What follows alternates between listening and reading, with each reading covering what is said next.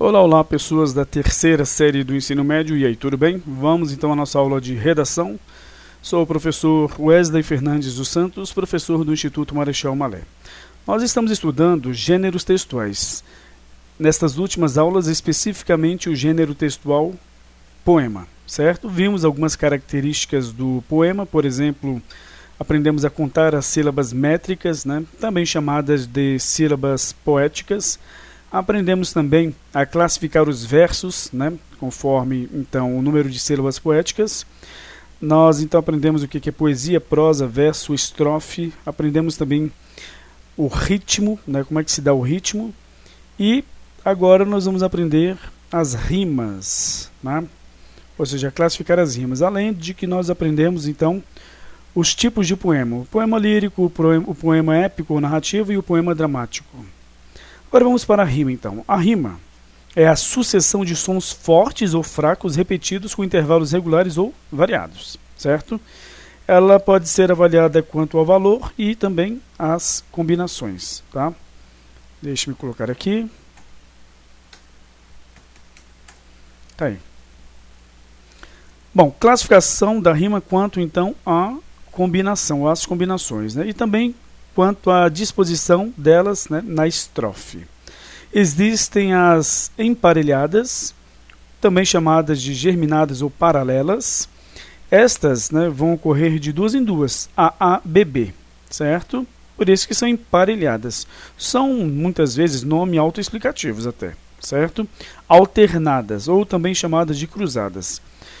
Então, vão ocorrer de forma alternada. AB, AB. As interpoladas ou opostas, ou também chamadas de enlaçadas, ocorrem de forma opostas. Meu Deus, Simples. Aqui, nas interpoladas, para você lembrar, sempre, você pode lembrar da matemática. É um grupo dentro de um outro. É uma interseção, basicamente, não interseção, na verdade. É um grupo realmente dentro do outro, Porque nós temos aqui o grupo A, e o grupo BB está dentro, então, inter. Deste, no caso, o grupo AA. Existem as rimas mistas, também chamadas de misturadas. Elas não vão seguir os padrões das demais aqui, tá? Ou seja, não tem padrão algum. A terminação que vier, tanto fez, tanto faz. Bom, as encadeadas, ou seja, vai haver, então, a rima no final, olha só, de um verso, junto com, ou seja, vai haver a rima com o interior do seguinte verso. Existem as interiores ou iteradas. São aquelas que ocorrem realmente no interior do verso, sem haver, por exemplo, essa questão de o final de um verso rimar com o meio, o interior do seguinte verso, como as encadeadas. E as aliteradas, que há então a repetição de fonema consonantal. Vamos ver então aqui como é que isso se dá. Temos aqui então as emparelhadas. Você, por exemplo, começou a analisar o primeiro verso. Você observou que a rima terminou em turnos, você chama de A. Logicamente, a primeira letra do alfabeto. Ótimo, beleza. Repetiu, você vai chamar de A novamente, porque você chamou de A essa terminação. Agora aqui você tem uma segunda terminação, você chama de B. Se houver uma terceira de C, outra quarta de D, e aí vai. E aí nós temos o quê? Então B, C, no caso, terceira e quarta. Mas vamos lá, nós temos então aqui a B. E aí, aqui houve a repetição, você chama de B novamente. Então aqui nós temos as emparelhadas, A, B, B. As rimas alternadas, você tem então aqui, olha só. O primeiro você chamou de A, terminado em eta. Aí houve uma modificação, você chama de B. Só que aqui voltou a, então você colocar novamente A, B, A, e aí houve a repetição dessa B, B de novo. Então elas realmente são alternadas, A, B, A, B. As interpoladas ou opostas, nós vamos ter então aqui, você vai classificar a primeira em A, a primeira terminação, e aí a que rimar com ela, você vai chamar de A novamente, e aqui no meio nós temos duas que rimam, que você chamou de B a primeira, então a segunda também tem de receber essa mesma classificação. Então nós temos A, B, B, A, por isso que são interpoladas, tá? Beleza, aí as mistas, AB, AB, C, B, C, ou seja, já não segue um padrão em si, certo? As encadeadas, elas então vão fazer a rima do final de um verso com o interior do seguinte. Aqui nós temos possante e aqui espumante no interior. Final, possante e espumante no meio. Nós temos aqui doiradas no final e fadas no meio, tá? No interior do verso seguinte. As interiores ou iteradas, nós temos então, na verdade, rima dentro do verso, ou seja, no interior do verso. Não vai ser de um verso para o outro, do final de um para o interior do outro, nada disso. A fada encantada, a rima está aqui entre essas duas palavras, terminada em ada.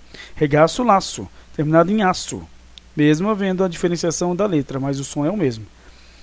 Viajante errante, ante, tá? Martírio, lírio, aqui não está, mas deixa-me colocar aqui. Tá aí. E abre o teu seio, meio. Estrela, bela, ela, tá? Vem me finguear.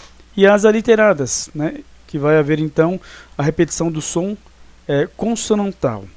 Nós temos aqui a repetição da letra C. O colar de coralina, colore o colo de cal, torna corada a menina. Cecília Meirelles. Bom, também existe a classificação no caso, rima conforme a fonética. A rima perfeita ou consoante é aquela em que a correspondência absoluta entre os sons, tá? É aquela em que a correspondência é absoluta entre os sons. Faltou um verbozinho aqui. Beleza. Por exemplo, vogais, e consoantes. Ó. Decantado, amado, pertinente, atinente. Observe como é que realmente tem uma correspondência, né, exata entre os sons. E aqui, ado e ado. Certinho.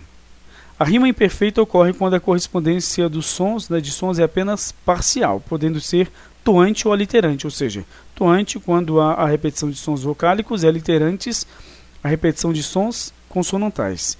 Por exemplo, impávido, dramático. Nós temos aqui o idô e aqui o icô, certo? E o aliterante, no caso nós temos o finalzinho O, né? Ou seja, a repetição do som vocálico.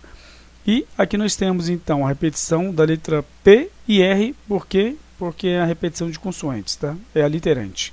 Então, prata, preto. E também do T, né? Beleza.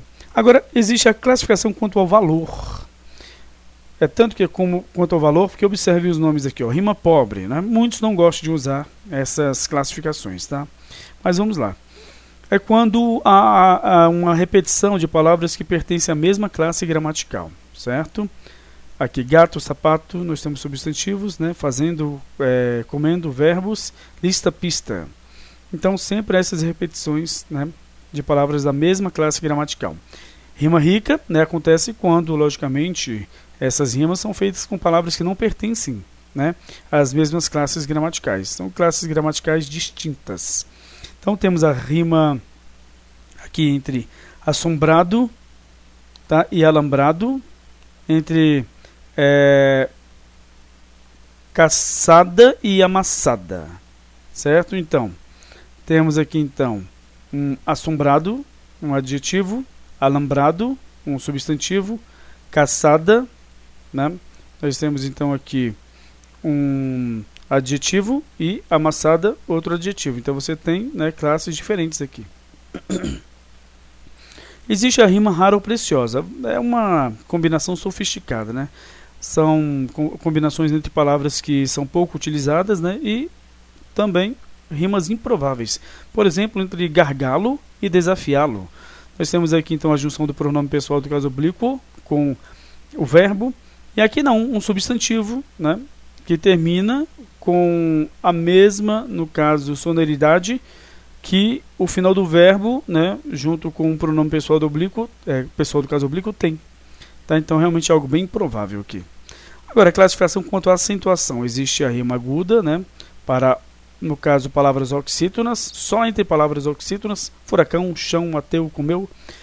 Rima grave para paroxítonas, como medo, segredo, capela e aquarela. Rima esdrúxula para palavras proparoxítonas, tá, como ridículo, cubículo, metástase e prótese. E também existe a classificação quanto à posição no verso. A rima externa ocorre no fim do verso, tá? Numa sá sublime expressão de abandono, a canção ao fundo a embalar o teu sono. Sono, abandono, abandono, sono. E a rima interna, né, ocorre no interior dos versos. Quando a lua no céu clareia, o som da aldeia se insinua. Então, observe aqui.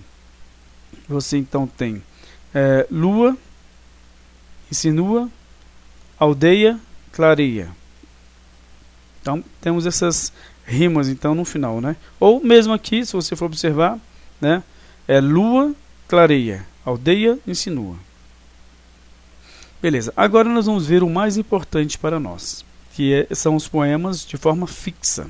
Ou seja, você vai realmente classificar gêneros textuais. Estes poemas, logicamente, né, pertencem ao gênero lírico e também eles vão então seguir a mesma regra segundo a quantidade de versos, estrofes e esquemas de rimas. Então vamos lá, vamos para os tipos, né? Existe o haikai. O haikai é uma composição de origem japonesa e ela tem, né, como tema busca expressar a relação entre o ser humano e a natureza, né? E o fundamento filosófico é o princípio budista, segundo o qual, né, tudo no mundo é passageiro, competindo ao ser humano, olha só, reconhecer-se como passivo de mudanças contínuas. Ou seja, as coisas vão acontecer querendo ou não, né, o ser humano querendo ou não. Isso é referente à natureza. Então, trata, né, de temas como a natureza e as 4 estações do ano. Tá? Eles são formados por 3 versos e segue essa estrutura. O primeiro verso tem 5 sílabas poéticas, é um pentassílabo, ou seja, uma redondilha menor. O segundo verso apresenta 7 sílabas poéticas, um heptassílabo, ou seja, uma redondilha maior. E nós temos então aqui o terceiro verso apresenta 5 sílabas poéticas. Pentassílabo novamente, uma redondilha menor, né? Exemplos. Dentre os arvoredos, apenas algumas réstias, sol aprisionado. Ele sempre vai ter uma quebra, né, do segundo para o terceiro verso. Olha só, dentre os arvoredos, apenas algumas réstias, sol aprisionado. Minha natureza sempre é prejudicada, sempre se embeleza. Tá? Ou seja, ela se renova, né? Beleza. Então vamos lá, continuando. Existe o soneto também. É um dos mais conhecidos poemas de forma fixa. Tá? Ele foi criado no século XIV e ele é composto por 14 versos, dos quais 2 deles são quartetos. Tá? Na verdade, as estrofes, certo? 2 estrofes com quartetos e 2 com tercetos. Podem observar aqui, ó. 1, 2, 3, 4 versos, 1, 2, 3, 4 versos, 1, 2, 3 e 1, 2, 3. Tá bom? Então, esta é então a estrutura do soneto. Certinho? Um dos sonetos mais conhecidos, observe que também vem com a mesma rima, ó, tá aqui interpoladas, certo? É o soneto de fidelidade de Vinícius de Moraes. De tudo ao meu amor serei atento, antes e com tal zelo e sempre tanto, que mesmo em face do maior encanto, dele se encante mais meu pensamento. Então tá aí, o poema, né, não posso ler todos os poemas aqui com vocês, mas para que vocês conheçam então cada tipo de poema de forma fixa. Vimos então o haikai e o soneto. Agora a trova, também chamada de quadra ou quadrinha, né? As trovas são poemas de uma estrofe que foram criados no século XIII. Beleza, representa uma poesia de 4 versos heptassílabos. Então, olha só, uma poesia de 4 versos heptassílabos, 7 sílabas poéticas, lógico, né?